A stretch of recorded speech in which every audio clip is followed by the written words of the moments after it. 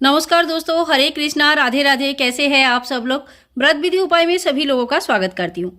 दोस्तों, मकर संक्रांति बहुत बड़ा दिन होता है साल का, और इसी दिन से काफ़ी सारे नियम उठाया जाता है।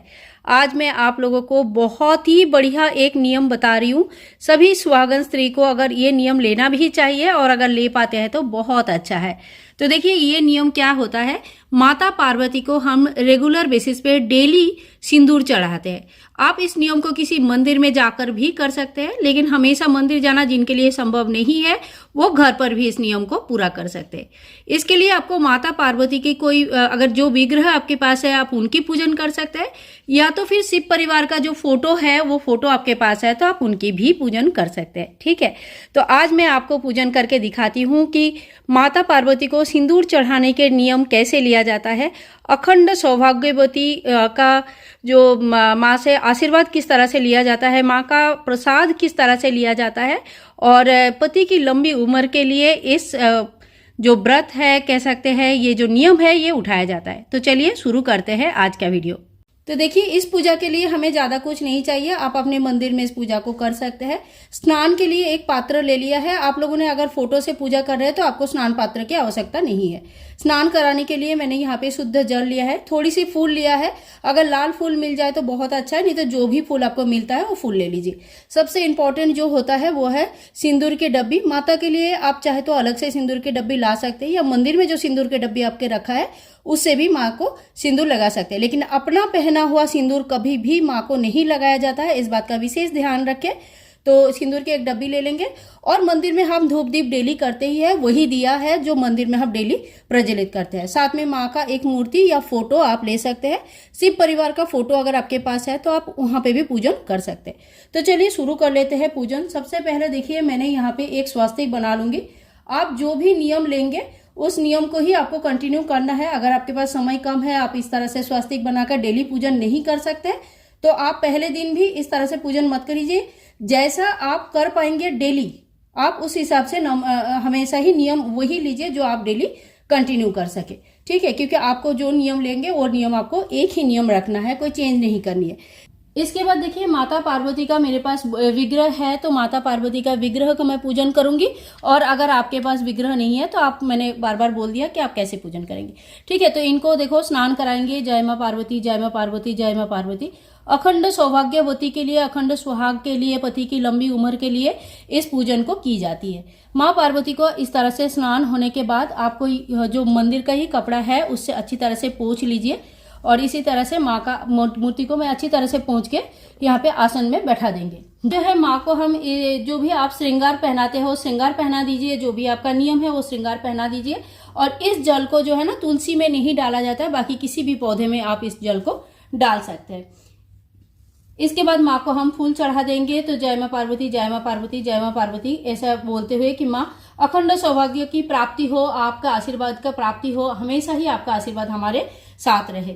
ठीक है, इसी तरह से माता को हम फूल चढ़ा देंगे, और जो दीपक प्रज्वलित किया है उन दीपक से माँ का आरती कर लेंगे। जय माँ पार्वती। अगर आपको आरती आती है ठीक है, नहीं भी आती है तो कोई बात नहीं है, माता का नाम लेते हुए जो है ना आपको आरती करनी है। इसके बाद सबसे जो इम्पोर्टेंट चीजें हैं, तो यहाँ पे देखिए, मैंने सिंदूर की डब्बी ले लिया है, और इसमें सिंदूर आप भर के रख लीजिए। ठीक है, सिंदूर इस उंगली में आपको लगानी है। ठीक है, इस उंगली में नहीं, इधर नहीं, ये उंगली में सिंदूर लगानी होती है। आप ध्यान से देख लीजिए। अब ये उंगली में लगाने के बाद जय माँ पार्वती, जय माँ पार्वती, जय माँ पार्वती, ऐसा करते हुए माँ को सिंदूर लगानी है। अब जो बचा सिंदूर है, जो हाथ का सिंदूर है, यही सिंदूर आपको अपने मांग में भरनी होती। तो देखिए, यहाँ पे मैंने अपने सिंदूर यहाँ पे लगा लिया और अपने मांग में भर लिया। और यही नियम आपको पूरे साल भर के लिए लेनी है। मकर संक्रांति से शुरू करेंगे और अगले मकर संक्रांति में उद्यापन होगा। उद्यापन कैसे होगा? कोई भी आप शिवालय में, जहाँ पे शिवालय में माता पार्वती की मूर्ति हमेशा होता है भगवान शिव जी के साथ, तो कोई भी शिवालय में जाइए। शिवालय में जाके सुहाग के सामग्री के साथ आपको दान पिटारा एक बनाना है, सुहाग का सामग्री देनी है, उसके साथ साथ साड़ी वगैरह देना है, दक्षिणा देनी है, और सिंदूर के एक डब्बी आपको देनी है। मैं आपको दिखा देती हूँ कौन सा सामान हमें देनी होती है। वो सारे सामान हम किसी ब्राह्मणी को, पुजारी को दे सकते हैं, और उसके बाद माँ का आशीर्वाद लेके हमारा उद्यापन हो जाता है। बहुत आसान विधि से उद्यापन किया जा सकता है, तो इसमें बिल्कुल कोई दिक्कत नहीं है। आप इस नियम को मंदिर के लिए भी ले सकते हैं, कि आपके आसपास कोई भी मंदिर है, आप वहां पे जाइए, वहां पे आप सिंदूर दान करके आइए। और अगर नहीं जा सकते तो आप घर पर भी इस तरह से माता को सिंदूर चढ़ाने का नियम मकर संक्रांति से ले सकते हैं। अपने पति की लंबी उम्र के लिए, उन्नति के लिए, सर्वथा सब कुछ अच्छा होता है, बहुत अच्छा होता है माँ का आशीर्वाद। तो आप इस नियम को ले लीजिए और चलिए देख लेते हैं कि उद्यापन में हमें क्या क्या सामग्री चाहिए होगा। तो उद्यापन के लिए सामग्री क्या क्या लगेगा, देखिए आप देख लो। यहाँ पे एक साड़ी आपको जरूर लेनी है, माता पार्वती को चढ़ाना है, उनके बाद आप किसी ब्राह्मण को दे सकते हैं। इसके बाद आपको एक नेल पॉलिश लेनी चाहिए, क्योंकि हमने सिंदूर का नियम लिया है तो सिंदूर आपको जरूर दान करनी चाहिए, सुहाग दान कहते हैं और बहुत अच्छा रहता है। इसके अलावा आप सुहाग का कोई भी सामग्री, चूड़ी, मेहंदी वगैरह दे सकते हैं और साथ में आपको दक्षिणा जरूर देनी है। तो ये है सुहाग की सामग्री। जिस दिन आपका लास्ट दिन होगा, मतलब जो नेक्स्ट ईयर मकर संक्रांति के दिन आएगा, उस दिन आप माता को सबसे पहले ये अर्पण करें। तो इस तरह से देखिए, आपने घर में अगर पूजन किया है, आपने पूजा कर दीजिए बिल्कुल सेम तरीके से, फिर माँ को ये सारे सामग्री आप अर्पण कर दीजिए।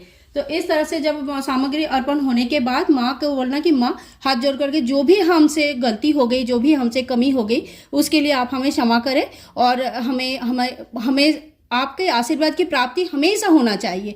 माँ आप माँ की तरह अपने बच्चों को क्षमा कर दे और बच्चों के साथ रहे। तो इसी तरह से माँ से हम प्रार्थना करेंगे और ये सुहाग की सामग्री मंदिर में, जिस मंदिर में आप पूजा करने जाते हैं उसी मंदिर में दान कर सकते हैं।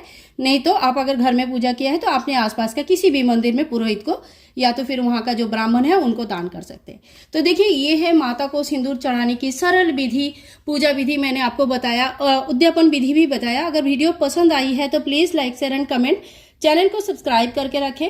मिलते हैं नेक्स्ट वीडियो में, तब तक के लिए सभी लोगों को हैप्पी मकर संक्रांति। हरे कृष्णा, राधे राधे।